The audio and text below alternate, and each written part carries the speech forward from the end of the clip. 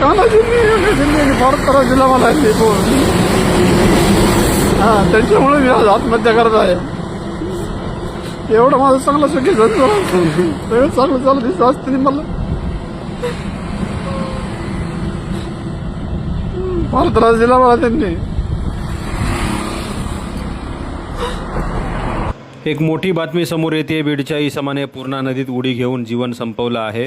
बाळाप्रसाद शिवदास अप्पा कवले वय 45 वर्ष हे मूळ बीड शहरातील शनिवार पेठेतील रहिवासी आहेत. ते मागील 3 वर्षापासून वसमत येथे सासूरवाडीत राहत होते. पत्नीच्या नातेवाईकांनी व्यवसायात फसवणूक केल्यानं नदीत उडी घेऊन आत्महत्या केली आहे. आत्महत्या करण्यापूर्वी नदीच्या कडेला बसून व्हिडिओ चित्रित करत कैफियत मांडली आणि व्हिडिओ भावाला पाठवला आणि नदीत उडी घेतली आहे. माझ्या मुलाबाळाला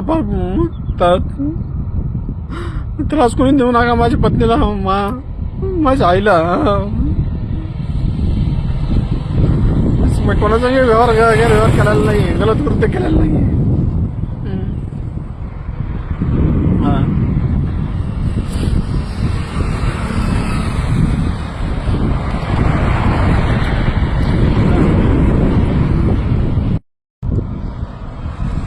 मी आज भारतातले आज पूर्ण दबावाखाली असून माझी सासरे मेवणे, गंगा चेन्ने, काना चेन्ने आणि मनमोहन चेन्ने यांनी सूडबुद्धीने माझ्याकडून वागणूक त्यांची सूडबुद्धीची असून मला त्यांनी फार त्रास दिला. मला कुठल्याही प्रकारचं त्यांनी सहकार्य प्लॉटिंगमध्ये केलं नाही. लोकांसमोर फार चांगलं वागणूक दाखवतात आणि पाठीमागे पूर्ण माझी बदनामी, मला मानसिक ताण फार दिला. त्याच्यामुळं मी आज टोकाचं पाऊल उचलत आहे. माझ्या पत्नीला, माझ्या मुलांना आता व्यवस्थित कोणतरी सांभाळा. काय सगळ्यांना विनंती आहे, माझ्या पाहुणे बाकीच्या पाहुण्यांना त्यांना सांभाळा. मला माझ्या सासऱ्यांनी दबाव आणून पूर्ण येणीचं काम व्हायलंय म्हणून पूर्ण सगळं काम बघितलं. मोजणी हे ते सगळं शिकलं आणि पूर्ण खर्च करून घेतला आणि काही रक्कम सुद्धा दिली मला. पण रकमेचा हिशोब माझ्याकडून टिपून घेतला. स्वतः काय टिपला नाही, कधी काय स्वतः दिलं नाही, स्वतः कधी लिहून दिलं नाही, काही नाही. त्यांनी प्रत्येक वेळेस मला दबावाखाली घेतलं. मला माझ्याकडून कामं करून घेतले. 25% रकमेमध्ये पूर्ण कामं करून घेतले आणि येण्याचं काम सुद्धा आता फायनल झालंय का नाही माझ्याला नकाशा दिला नाही मला. आणि जो नकाशा दिला त्यात रेसिडेन्शियल झोन न दाखवता त्याच्यामध्ये ॲग्रिकल्चर झोन दाखवत आहे. यांना पेंडिंग दाखवत आहे आणि इकडं रजिस्ट्री ऑफिसला तर रजिस्टर झालेले आहेत. तर माझ्या हाताने त्यांनी 3 रजिस्टर करून घेतले माझ्या आम्ही सोबत राहून. कानेडसरची, भालेरावची आणि टाकची एक 15 नंबर, 30 नंबर, 15, 29 नंबर आणि 18 नंबर आहे. 3 रजिस्टर केले. यांनी मला पूर्ण म्हणजे इतकं दबावाखाली आणलं की बस मला कुठला कागद दाखवला नाही, काही नाही. फक्त ऐन टायमाला चेंज करून हे करून ते करून त्यांनी बरेच मला म्हणजे अडचणीत आणलंय. लाईटच्या कामामध्ये बी असंच पोल लिहिता लावू नका म्हणलं तर पोल लावून घेतला आहे. असं पैसे मला द्यायला लावले त्या समोर त्या माणसांना. मला सांगता येत नाही त्यांनी एवढं त्रास दिलाय. त्याच्यामुळे मी आज पूर्णपणे दबावाखाली येऊन मला म्हणजे पर्याय राहिला नाही दुसरा. त्यांनी मला कुठलाही मला वागणूक चांगली दिलेली नाही. फोनवर बोलताना चांगला बोलतात, पाठीमागं सगळं दंडखोरीची भाषा. नोटऱ्या 10 प्लॉटचे नोटऱ्या झाले. त्यातले 3 प्लॉटच्या रजिस्ट्री करून दिलेत. कानडे साहेबांनी 2 प्लॉट घेतले, त्यातले 1 प्लॉटची रजिस्ट्री करून घेतली आहे. आता 1चे करतो म्हणले होते 1 ते 9 तारखेच्या दरम्यान.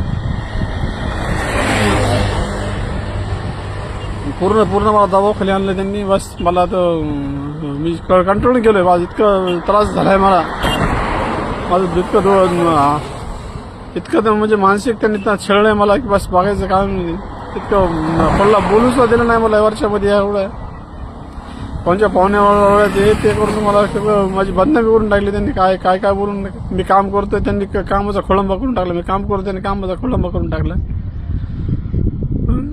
आमच्या घरच्या यातलं काहीच तर माहित नाहीये काय झालंय काय नाही म्हणून.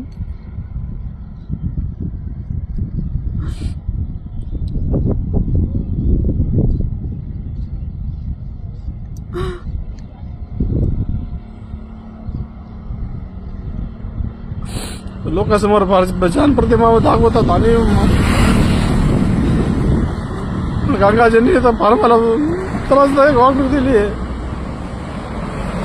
गंगाजींनी फार त्रास दिला मला. त्यांच्यामुळे मी आज आत्महत्या करत आहे. एवढं माझं चांगलं सुखी झालं सगळं चांगलं झालं दिसत असते मला. फार त्रास दिला मला त्यांनी.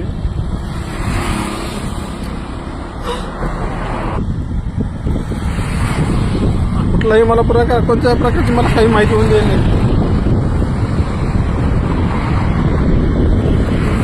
मी आज त्या त्रासला कंटाळून मी आत्महत्या करत आहे.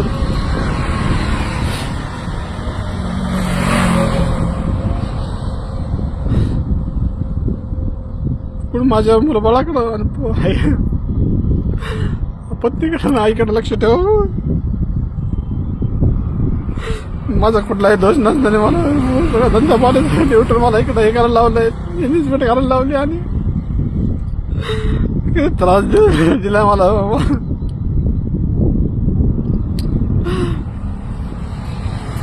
मी आजीतून मांढरीच्या आत्महत्या करत आहे. हत्याच्या पुढे जो पूल आहे तिथून आत्महत्या करत आहे. बस मी व्हिडिओ शेअर करतोय. पण माझे ते सासऱ्याला त्यांना सोडायचं नाही कोणी. त्यांनी मला फार मागणूक दिली. मला लय त्रास दिला त्यांनी. माझं इतका त्रास दुखत होता तरी पण त्यांनी मला सगळे काम करून घेतले माझ्याकडून. माझ्या मुलाबाळाला त्रास कोणी देऊ नका. माझ्या पत्नीला माझ्या आईला कोणाचा व्यवहार करायला नाही. गलत कृत्य केलेलं नाही.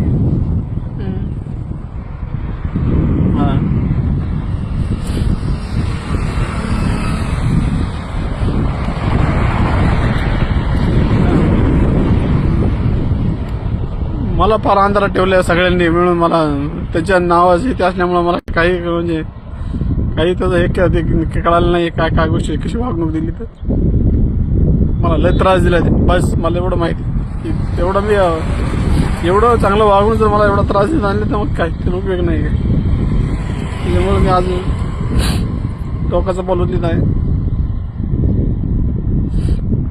सगळीकडे सोबत आले पण पाठीमागून त्यांनी मला सगळी माझी बदनामी करून टाकली. मला कुठल्याही प्रकारचं त्यांनी काहीच कळालं नाही मला काय काय चालू आहे आज.